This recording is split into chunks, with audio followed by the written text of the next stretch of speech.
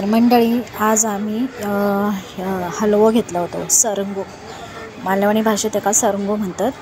तर 100चे बारके होते, त्याने 4 दिले 100चे। तर हे मी कापून घेतले त्याच्याकडून आणि नंतर मग स्वच्छ धुवून घेतले। अशा पद्धतीने चांगल्या प्रकारे हे धुवून घ्यायचे।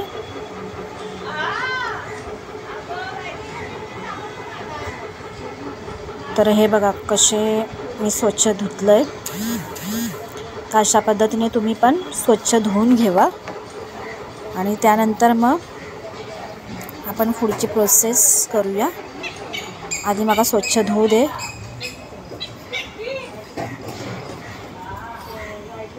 असे 4-5 वेळा स्वच्छ पाण्यातून धुवून घ्यायचे, कारण त्या हिवसन पण असा मच्छीचा तर जाव खावा। त्यानंतर मग मी आता धुवून घेतलंय आणि मी ह्या पाणी असं ना ह्याच्यातला तर गाळून घेते, नाहीतर मग त्या पाण्याचं पण हिवसानपणा राहता ना मच्छी, त्याच्यामुळे। आणि ह्या पाणीचा ताटात असा तर टाकून देते। तर आता हे मी ह्याच्यात काढून घेते मोठ्या ताटात।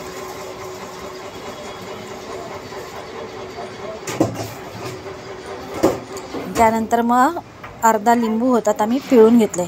मालवणी लोक शक्यतो लिंबू वापरत नाही, आगळ किंवा ह्या वापरतात कोकमाचा जो रस असता तो काढून लावतात, पण माझ्याकडे आता कोकमा होती पण मी लिंबूच वापरले। त्याच्यानंतर मी थोडी हळद टाकते त्याच्यात आणि मीठ टाकते।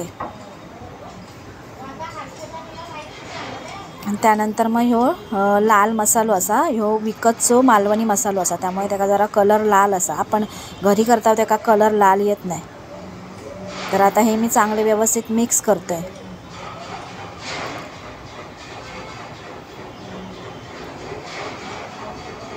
आणि थोडासा त्याच्यात तेल टाकते। आता हे चांगले एकजीव करून घ्यायचे।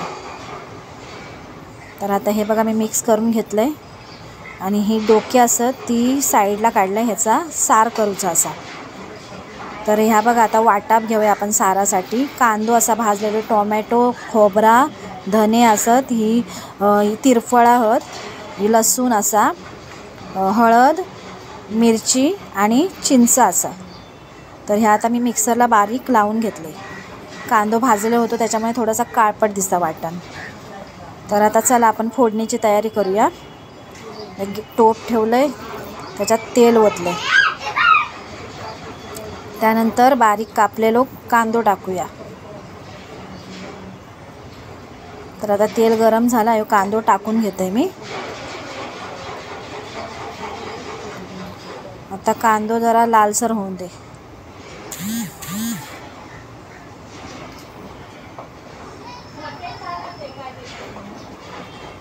आता कांदो लालसर झालो असा।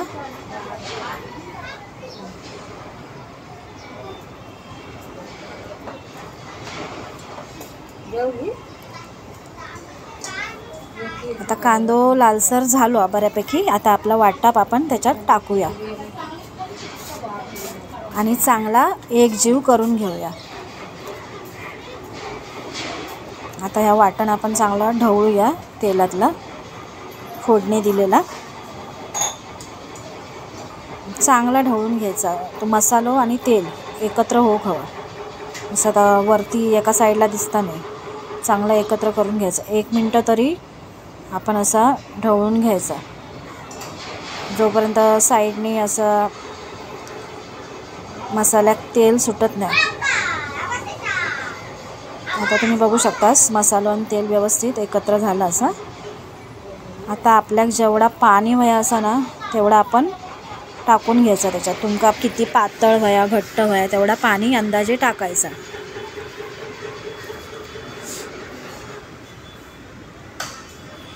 तर ह्या बघा आता मी माका जेवढा पाणी हवं तर मी टाकून घेते ह्याच्यात।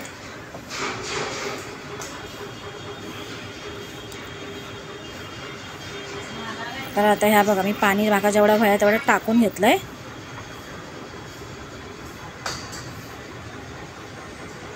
आणि हे मासे असं ते टाकून घेतले। आणि एक गोष्ट सांगूची की मी चिंच घातलं आहे. तर बरीच मालवणी लोक आमच्या इकडची चिंच घालत नाही, कोणाकोणाक आवडत नाही, तर माका आवडतं म्हणून मी घातलं आहे.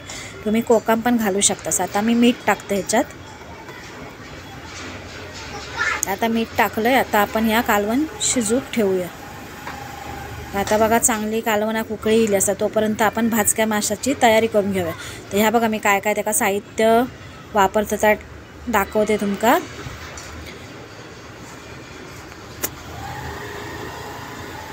ह्या मी काय घेतलं आहे, मसालो, हळद, रवो आणि गव्हाचा पीठ मिक्स करून घेतलं.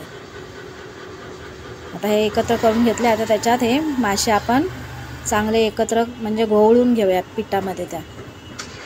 तर आता हे एक एक मासो मी त्या पिठात चांगलं घोळून घेतो.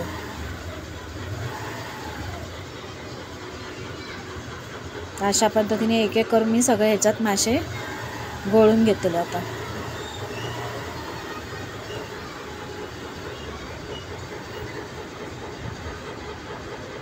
अशा पद्धतीने चांगला व्यवस्थित त्याका कोटिंग करून घ्यायचा.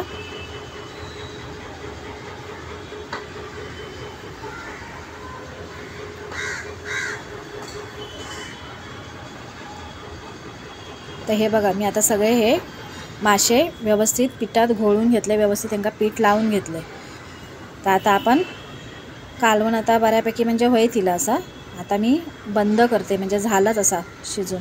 एक 10 मिनटं मी चांगला त्याला शिजवले. तर आता आपण गॅस बंद करून घेऊया. आता शिजला कालवण. तर ह्या बघा मी गॅस बंद केला आणि आता इकडे आपण मासे भाजूक ठेवूया.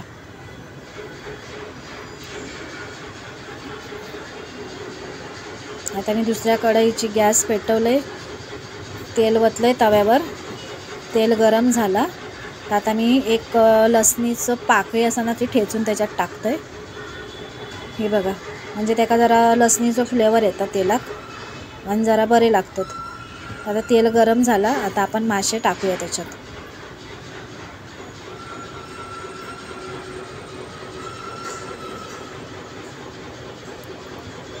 असे एक एक करून त्याच्यात मासे मी टाकते.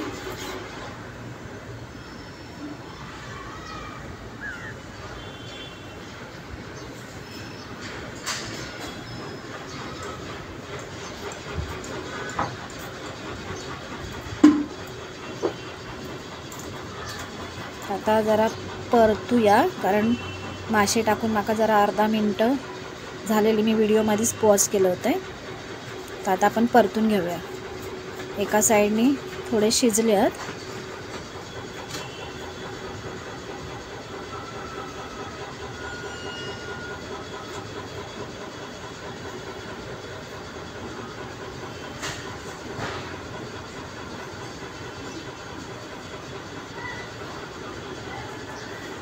तर आता आपले हे मासे बऱ्यापैकी शिजले आहेत.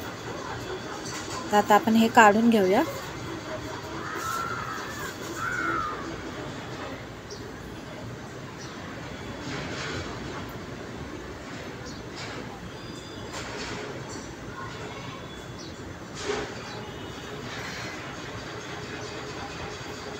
आता तयार झाले आहेत. आता मी जरा ते साईडला वरती करते, कारण त्याच्यातलं तेल असा ना माशाचा आता नितळू दे जरा, कारण तसेच काढले ना तर मग ते सगळा तेल होतं आणि बिलबिलीत होतं.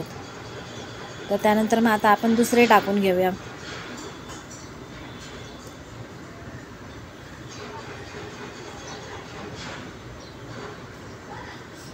आणि आता हे दुसरे वरती असे साईडला ठेवले होते ते मी मासे काढून घेते. त्याचा तेल नितळला असं चांगल्या प्रकारे.